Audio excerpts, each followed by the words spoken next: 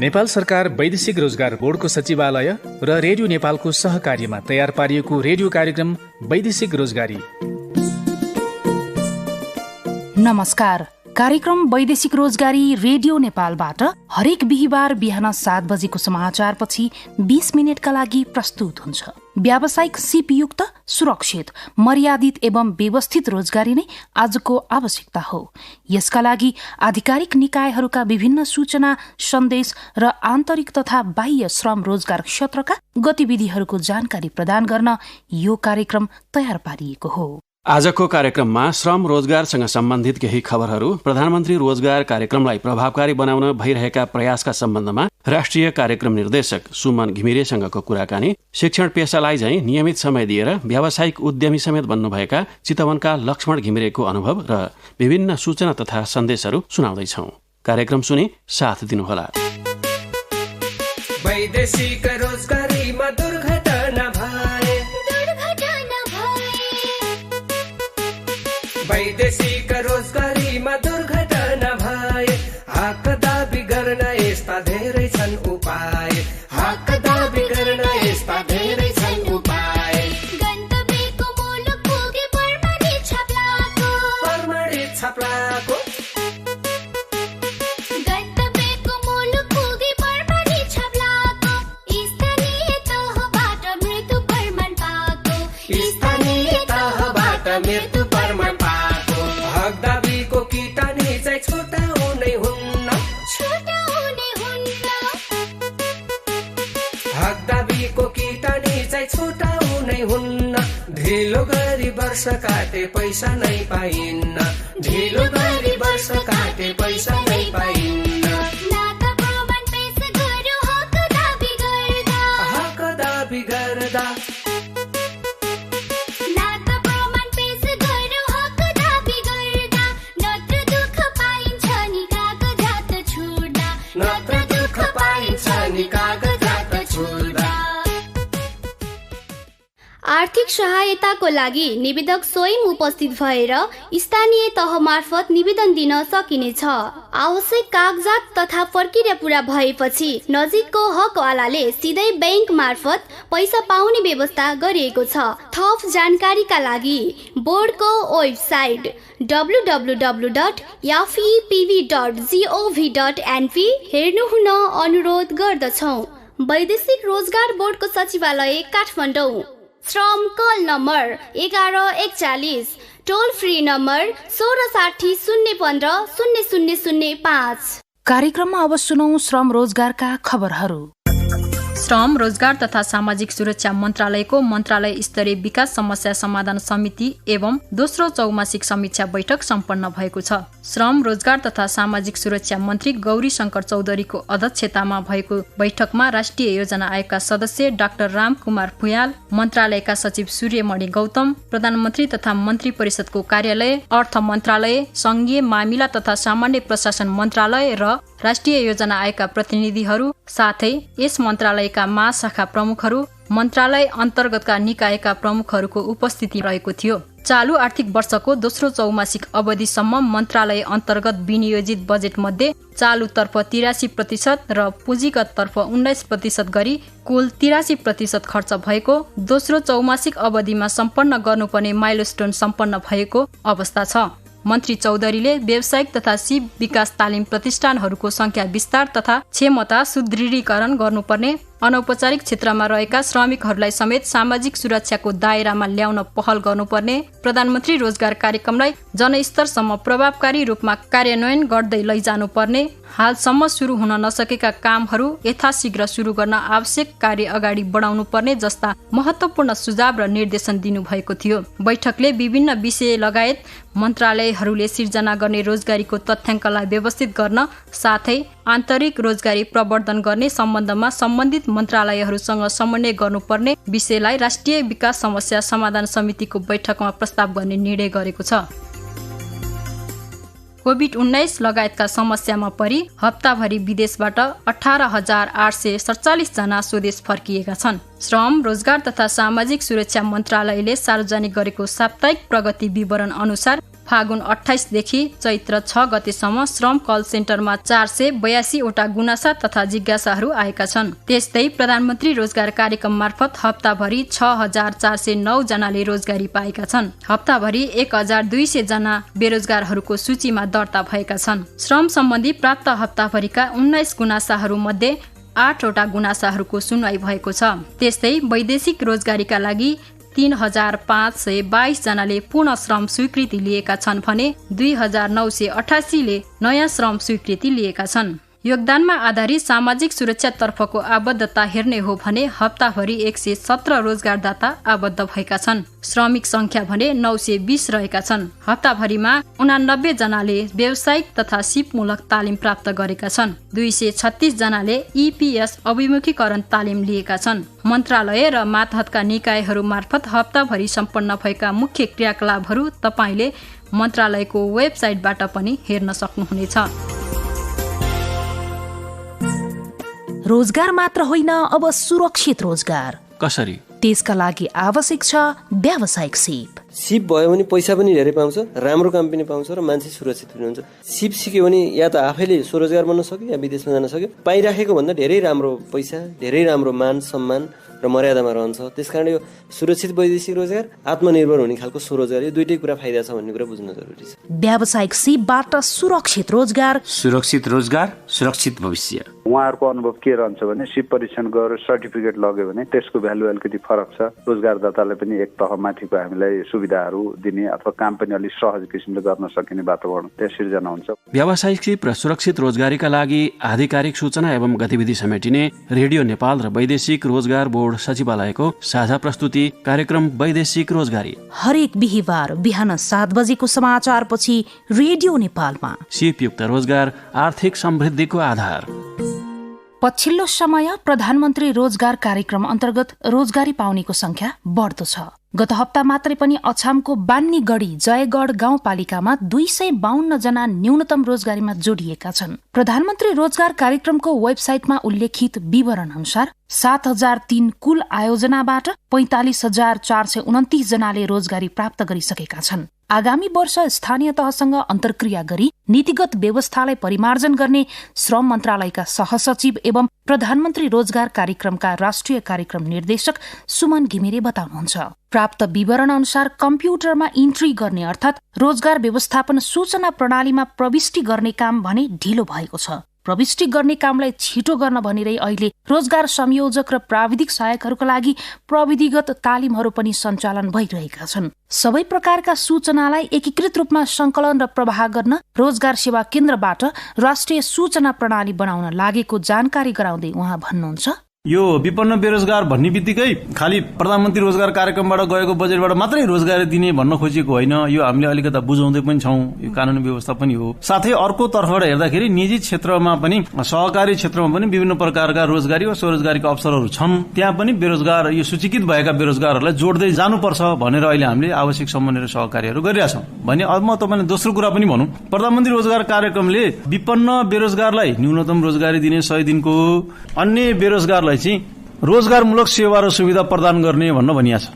तसर्थ अब अन्यलाई हामीले सेवा सुविधा र सहायता प्रदान गर्ने एकद्वार प्रणालीको रूपमा रोजगार सेवा केन्द्र व्यवस्था गरेका छौं। त्यो रोजगार सेवा केन्द्रले चाहिँ रोजगारमूलक सेवा सुविधा र सहायता सबै प्रकारका रोजगारी खोजीकर्ताहरूलाई, चाहे रोजगार परिवर्तन गर्न चाहने नेपाली नागरिकलाई त्यो सेवा दिनको लागि चाहिँ हामीले रोजगार सेवा केन्द्रको व्यवस्था गरे हौ। यो कुरा पनि क्रमशः अगाडि बढ्दैछ। बेरोजगारहरूको सूचीकरण, आयोजनाहरूको विवरणहरू चाहिँ वेबसाइटमा हाम्रो EMIS प्रणालीमा राख्ने, कति दिनको रोजगारी सिर्जना भयो अनि कति बजेटहरू निकासा खर्च भयो भन्ने कुराहरूको विवरण चाहिँ अद्यावधिक रूपमा राख्नुपर्छ र त्यसको चाहिँ सार्वजनिक गर्नुपर्छ भन्ने कानूनी व्यवस्था पनि छ। तदनुरूप सबै पालिकाहरूलाई अनुरोध गरिएकोमा यो प्रगतिहरू कम्प्युटरमा प्रविष्ट गर्ने, इन्ट्री गर्ने काम चाहिँ अलि ढिलै देखिएको छ। यो हामी अनुरोध गर्छौं आफूले गरेका काम पनि हामी देखाउने गरी समयमै प्रविधिमा राखिदिउँ भन्ने खालको कुरा म निवेदन गर्न चाहन्छु। दोस्रो कुरा, केही पालिकाहरूमा अब यो भौगोलिक विकटताको कारणले इन्टरनेटहरू चाहिँ पहुँच नभएको कारणले पनि केही सामान्य कठिनाइहरू भएका छन्। तर हामीले अहिले यो EMIS प्रणालीमा हामीले यहाँ अफिसमा कार्यालय समयभित्र सबै पालिकाहरूको पहुँचमा चाहिँ उहाँहरूलाई त्यो परेको समस्या समाधान गर्न हामीले 2 जना स्टाफहरू खटाएका छौं। उहाँहरूले चाहिँ आवश्यक सहजीकरणहरू गरिनु भएको छ त्यो कम्प्युटर प्रणालीहरू चलाउनको लागि। त्यसलाई हामी अद्यावधिक पनि गर्दैछौँ। पहिले भन्दा केही सुधार भएको छ र अर्को वर्ष हामी यसलाई राष्ट्रिय प्रणालीको रूपमा विकास गर्ने गरी थप सूचना प्रविधिमा सुधार नयाँ कामहरू गर्दैछौँ। कार्यान्वयनको सन्दर्भमा चाहिँ कतिपय गाउँपालिकाहरूमा सोद्धाखेरि सुरु हुँदैछ भन्नेको मात्रै पनि सुनिन्छ। यसको यो अनुगमनको पाटोमा चाहिँ के रहन्छ? स्थानीय सरकारलाई दिएको भूमिका र जिम्मेवारीहरू पूरा गर्नका लागि उत्तरदायी स्थानीय सरकारको परिकल्पना नै संविधानले गरेको छ। बजेट र कार्यक्रम कार्यविधि यसका नीति नियमहरू सबै गइसकेपछि कार्यान्वयन गर्ने काम र त्यसको प्रत्यक्ष अनुगमनकर्ता चाहिँ स्थानीय सरकार नै हो। तसर्थ गरेका कामहरूलाई गुणस्तरीय रूपमा समयमै सम्पन्न गरेको र प्रतिवेदन गर्ने कुराहरूमा चाहिँ प्राथमिक र प्रारम्भिक दायित्व स्थानीय सरकारकै हुन्छ। हामी त्यो कुरामा विश्वास गर्छौं किनकि यो प्रणाली भनेको उत्तरदायी संघीय प्रणालीको परिकल्पना गरेको छ। दोस्रो कुरा, अब यो कोभिड-19 को कारणले अब हामीले अहिले स्थलगत रूपमा यहाँबाट केन्द्रबाट 753 मा जान चाहिँ यो व्यावहारिक रूपमा पनि सम्भव हुने कुरा होइन। यद्यपि हामीले केही नमुनाको रूपमा केही प्रदेशगत रूपमा चाहिँ कामहरू अहिले गरिरहेका छौं। साथै आगामी दिनमा मन्त्रालयले पनि यो अनुगमन मूल्याङ्कन गर्ने कामलाई प्राथमिकताका साथ अगाडि बढाउने गरी हामीले केही थप फिल्ड स्थलगत अनुगमन गर्ने छड्के रूपमा र अरू सहजीकरण गर्ने। अनुगमन भनेको खालि खोट देखाउने होइन कि अनुगमन भनेको गरिरहेको काममा केही सहजीकरण गर्ने, सहयोग गर्ने हैन। के बुझाइमा कमी देखिएको छ भने त्यसलाई मद्दत गरेर चाहिँ छिटो छरितो ढंगले गुणस्तरीय काम गर्नलाई सहयोग गर्ने नि हो।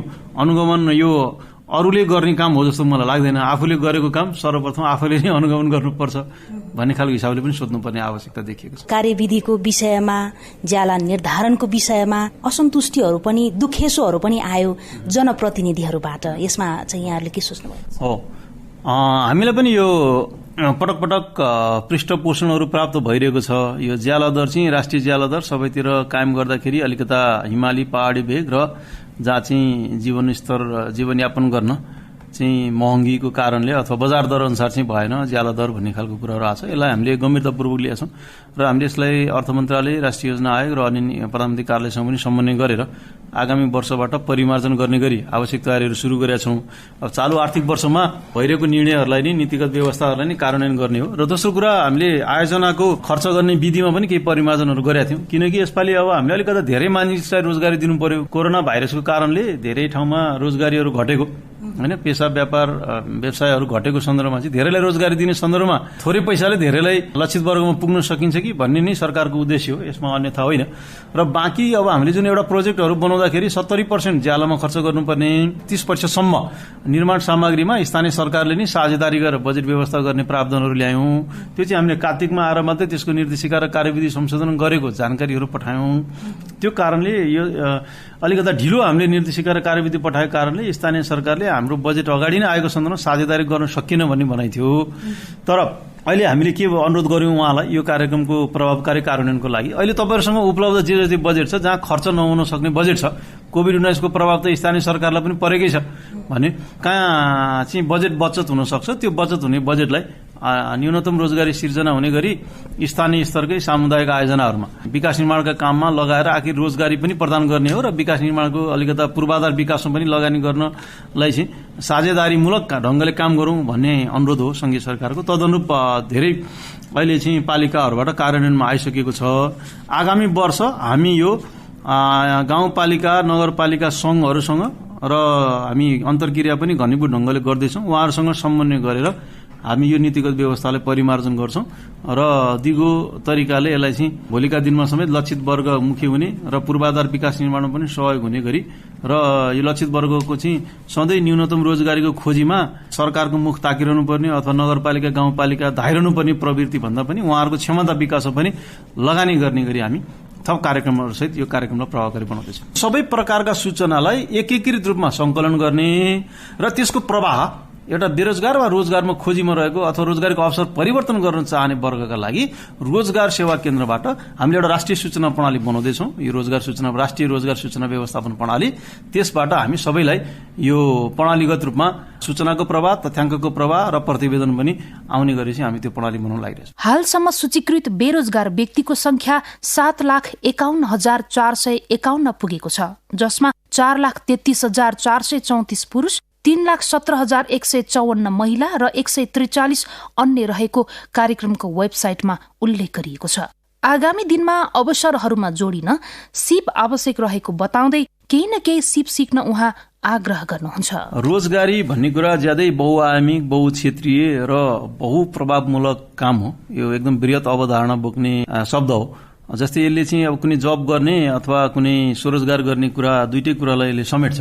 हामीले अब हाम्रो क्षमताले भ्याएसम्म सेवाग्राहीलाई यो विभिन्न रोजगारमूलक सेवा सुविधा र सहायताको पहुँचमा वृद्धि गर्ने हो। अवसरहरू विभिन्न खालका छन्। तपाईँले भन्नुभएको जस्तो स्थानीय स्तरमा होला, गाउँपालिका नगरपालिका स्तरमा होला, चाहे जिल्ला स्तरमा होला, चाहे प्रदेश स्तरमा होला, चाहे त्योभन्दा माथि राष्ट्रिय स्तरमा वा अन्तर्राष्ट्रिय स्तरमा पनि होला। त्यसमा अहिले हामीले अवसरमा जोडिनका लागि चाहिँ केही न केही सिप चाहिँ सिक्ने पर्ने अवस्था देखिएको छ। र हाम्रो मुलुक भनेको मूलतः कृषि प्रधान मुलुक हो। तर अहिले हाम्रो प्रवृत्ति हेर्दाखेरि चाहिँ सेवामूलक क्षेत्रमा अलि बढ्ता देखिन्छ। जस्तै उत्पादनमूलक काममा भन्दा पनि अर्काले उत्पादन गरेर ल्याएको चिज बेचेर कमाउने भन्नेमा बढ्ता ध्यान देखिन्छ हैन। वाणिज्य क्षेत्रमा धेरै देखिन्छ। त्यसकारण यो तरिकाले मुलुक अगाडि बढ्न सक्ला जस्तो मलाई लाग्दैन है। हामीले उत्पादनलाई अलिकता आधुनिकीकरण गर्ने र भएका अलिकता टुल्स टेक्नोलोजीहरू पनि प्रयोग गर्ने, प्रविधि मैत्री पनि भएर चाहिँ काम गर्न सक्दाखेरि चाहिँ राम्रो हुन्छ। हामीले अहिले चाहिँ हाम्रो देशको कुराहरू गर्दाखेरि अनौपचारिक अर्थतन्त्रले हामीले बचाएको छ। जस्तै भनौँ न गाउँ गाउँमा अब भनौँ न चिया पसल खुल्या होला, सानो रेस्टुरेन्टहरू खुलिरह होला, चाहे तपाईँको दुई चारवटा गाई पालेर दुध चाहिँ तपाईँको सहरसम्म पुर्याएर बेचेर पनि मान्छेको जीविकोपार्जन भइरह होला, बाख्रा पालन गरेर पनि भइरह होला, चाहे सागसब्जी उब्जाउ गरेर पनि भइरह होला। तर त्यतिले चाहिँ तपाईँको बाँच्न खाना लाउन पुग्ने मात्रै कुरा हो। उसको अलिकता जीवन स्तरमा सुधार हुने जीविकोपार्जनमा हैन, आम्दानी गरिसके कि बचत पनि होस् भन्ने मान्यता राखिन्छ। बचत पनि हुनु पर्यो। त्यसकारण त्यो काममा हामीले अब यो न्यूनतम रोजगारी अहिले जुन सिर्जना गरिरहेका छौँ प्रधानमन्त्री रोजगार कार्यक्रमबाट, त्यस्ता हाम्रो लक्षित वर्गलाई जो विपन्न वर्ग हुनुहुन्छ अर्थात् गरिबीको रेखामुनि रहेको वर्गलाई लक्षित गरेर ल्याएको कार्यक्रम भएको हुनाले उहाँहरूलाई पनि अलिकता हामीले यो सिपमूलक तालिम कार्यक्रममा जोडेर उहाँहरूलाई अलिकता उत्पादनशील रोजगारीमा जोडेर उद्यमशीलता उहाँहरूको विकास गरेर उद्यमशील बनाएर हामीले मेन कुरा हामीले हाम्रो मुलुकका नागरिकको दिमागलाई उद्यमशील बनाउनु पर्यो। म गरी खान्छु, अरूले विदेशी नागरिक आएर हाम्रा मुलुक बनाउँदैनन्, हामीले बनाउने हो भन्ने तरिकाले अलिकता हाम्रो हरेक पालिकामा चाहिँ स्थानीय रोजगार रणनीति नै आवश्यक देखिएको छ। अहिले हामीले यो बुझाइलाई एकरूपता कायम गर्नको लागि अब यो क्रमशः अब तपाईँले भन्नुभएको जस्तो समृद्ध नेपाल सुखी नेपालीको हाम्रो जुन लक्ष्य छ त्यो तपाईँ हामीले लक्ष्य राखे अनुरूप कामहरू पनि हामीले अगाडि बढाउँदै जानुपर्छ। रणनीतिगत रूपमा प्राथमिकीकरण गरेर बजेट हामीले क्षमता र बढाउँदै जानुपर्छ। हामी त्यसमै लागिरहेछौँ। स्थानीय सरकारलाई हामीले आवश्यक सहजीकरणहरू गर्ने कामहरू गरिरहेछौँ। तसर्थ मेरो यही निवेदन छ, कार्यान्वयन गर्ने कुरालाई अलिकता बेग्लै ढङ्गले सोचेर यो सङ्घ प्रदेश र स्थानीय तह नभनिकन जसलाई जे जिम्मेवारीहरू तोकिएको छ त्यो चाहिँ यो नेपाल र नेपालीको लागि गर्ने हो भन्ने सोचका साथ अगाडि बढ्नुपर्ने आवश्यकता छ। सिप नै हो दक्ष बन्ने एक मात्र आधार। तालिम लिई दक्ष बनौं स्वरोजगार।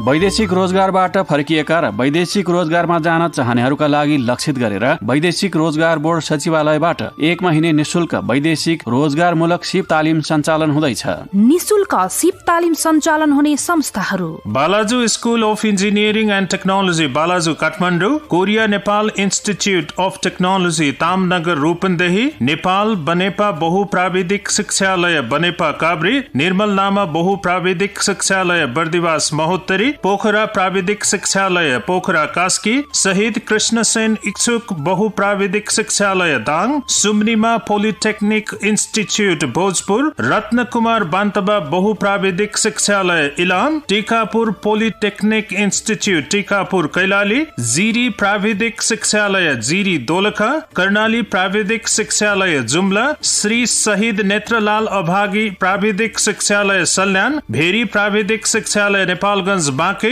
नारायणी बहुप्राविधिक शिक्षालय Bharatpur Chitwan, BP memorial polytechnic institute Sapahi Dhanusha. सिप तालिमका विषयहरू: इलेक्ट्रिशियन, डकर्मी मेसिन, प्लम्बर सहायक, सटरिङ कार्पेन्ट्री, असिस्टेन्ट वेल्डर, सहायक टाइल मार्बल फिक्सर्स, सहायक aluminium fabricator, cook, assistant beautician, garment tailoring, kitchen सहयोगी, सुरक्षा guard, waiter, junior furniture maker, front office सहायक, house painter, assistant scaffolder, housekeeping attendant. आजै पाएक पर्ने संस्थामा सम्पर्क राखी तालिम लिउँ, मौकाको फाइदा उठाउँ। थप जानकारीको लागि प्राविधिक शिक्षालय वा श्रम कल सेन्टरको 1141 सम्पर्क राख्नुहोला। सिप र स्वरोजगार आर्थिक समृद्धिको आधार, वैदेशिक रोजगार बोर्डको सचिवालय।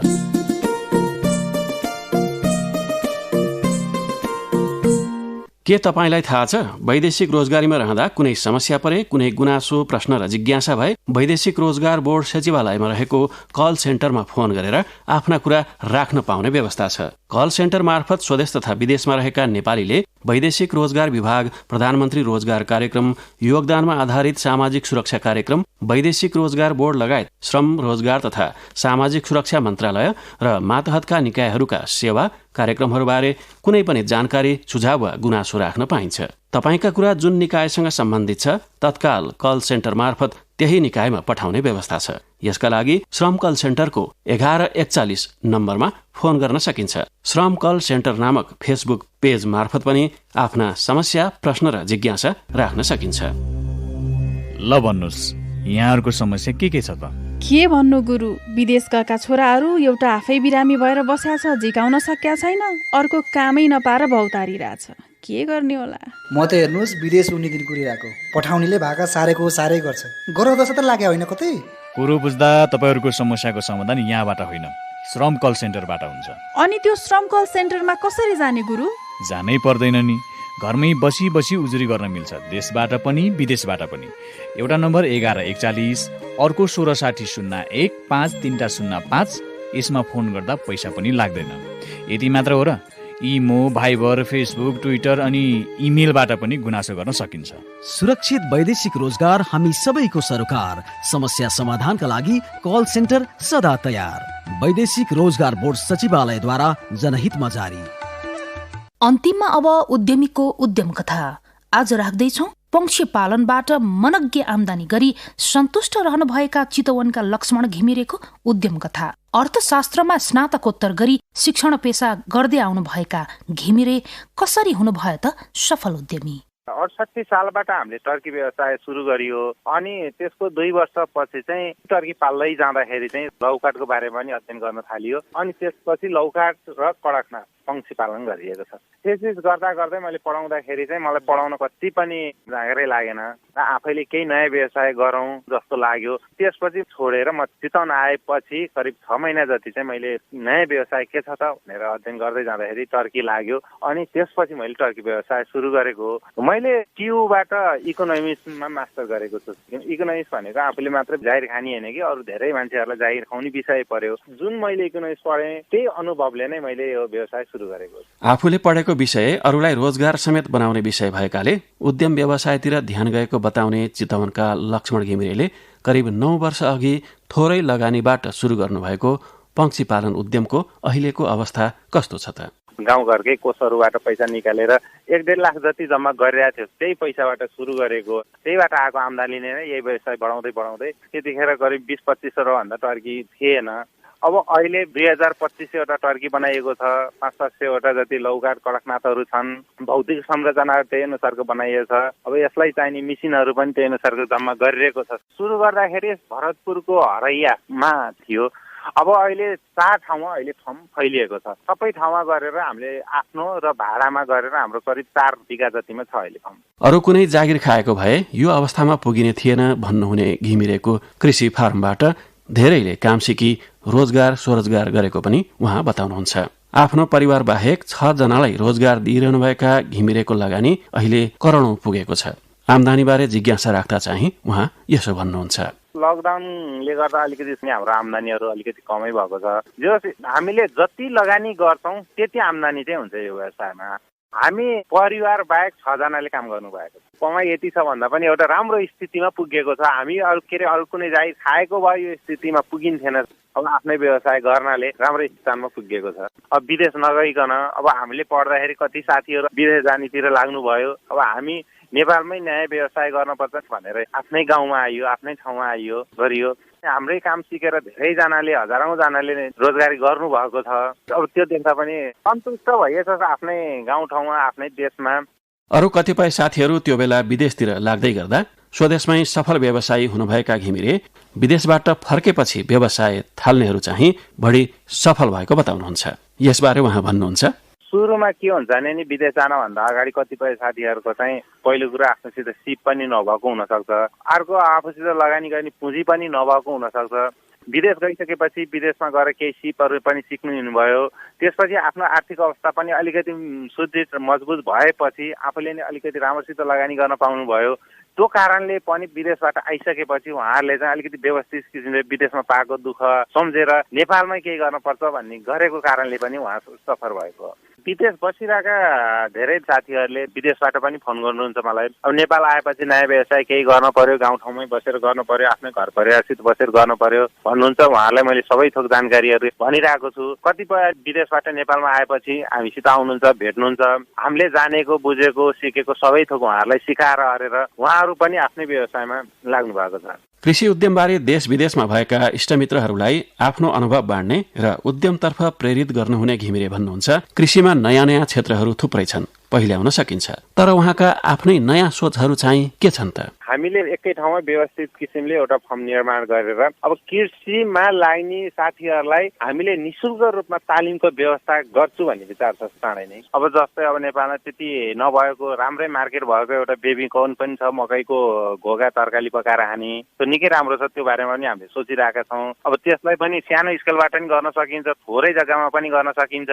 त्यसको लागि खर्च धेरै लाग्दैन, जति 1 कट्ठा 2 कट्ठा 5 कट्ठा 10 कट्ठा जतिमा पनि गर्न सकिन्छ। त्यो पनि राम्रो व्यवस्था छ। त्यो बाहेक अरू पनि हामीले नेटतिर खोज्दै जाने हो भने, अरूसित पनि सोध्दै जाने हो भने निस्किन्छ। नयाँ नयाँ व्यवसाय धेरै छन्। बजारमा प्रतिस्पर्धा भए पनि हाम्रा स्थानीय स्वदेशी उत्पादनहरूको माग राम्रो भएको भनाइ उहाँको पनि छ। आफ्नो अनुभव अनुसार लक्ष्मण घिमिरे भन्नुहुन्छ, हाम्रा गुणस्तरीय उत्पादन धेरै जसो उपभोक्ताको रोजाइमा पर्ने र उचित मूल्य पनि प्राप्त हुने हुँदा व्यवस्थित र वैज्ञानिक किसिमले कृषिमा लगानी गर्ने हो भने राम्रो छ। नेपालमा चाहिँ सबै थोक महँगो भएको कारणले गर्दा पनि यहाँको उत्पादन चाहिँ इन्डियाको भन्दा नै महँगो पर्छ। तर टर्की चाहिँ त्यति विधि इन्डियाबाट नल्याएको भएर हामीले चाहिँ इन्डियाको टर्कीसित चाहिँ प्रतिस्पर्धा गर्न परेको छैन। त्यो कारणले पनि हामीलाई मार्केटको चाहिँ त्यति समस्या छैन। अब यो टर्की छुट्टै कुरा भयो। अब खसीहरू नेपाली खसी हो कि इन्डियन खसी हो भनेर नेपाली खसीलाई रोजी खान्छन् मान्छेले, अलिकति 150 रुपियाँ बढी नै महँगो तिरेर खान्छन्। हो त्यो भएर गुणस्तरीय अलिकति राम्रो उत्पादन गरियो भने इन्डियाको भन्दा नेपालकै सबै थोकको मार्केट चाहिँ राम्रो छ। अलिकति राम्रैसित व्यवस्थित किसिमले वैज्ञानिक किसिमले कृषिमा लगानी गर्ने हो भने राम्रो छ। ढुक्कसित गरेर जोस जागर क्षमता छ, कर्म गर्नु पर्छ। हो जोस जागर क्षमता छ, कर्म गर्नुपर्छ। आजलाई कार्यक्रमको समय सकिन लाग्यो। कार्यक्रम मार्फत केही बुझ्न वैदेशिक.radio@gmail.com मा इमेल पठाउन वा 9886 46 25 08 मा फोन गर्न सक्नुहुन्छ। कार्यक्रम डाउनलोड गरी सुन्न www.onlineradionepal.gov.np वा वैदेशिक रोजगारी कार्यक्रमको फेसबुक पेज तथा युट्युब च्यानलमा जानुहोला। आफ्ना जिज्ञासाहरू पनि पेजमा राख्न सक्नुहुन्छ। अर्को हप्ता सिप तालिमका कुरा, बोर्ड सचिवालयका गतिविधि र अन्य विविध सामग्री सुनाउन आउने नै छौं। आजको कार्यक्रम तपाईले रेडियो नेपालको प्रादेशिक प्रसारण केन्द्र बर्दिवासबाट आइतबार बेलुकी 5:30 बजे मैथिली भाषामा समेत सुन्न सक्नुहुनेछ। आजलाई कार्यक्रमबाट सम्झना गौतम, विजय यादव र संयोजक अमरध्वज लामा सहित मनुका कुँवर र हेमन्त उप्रेतीलाई पनि आज्ञा दिनुहोस्। नमस्कार।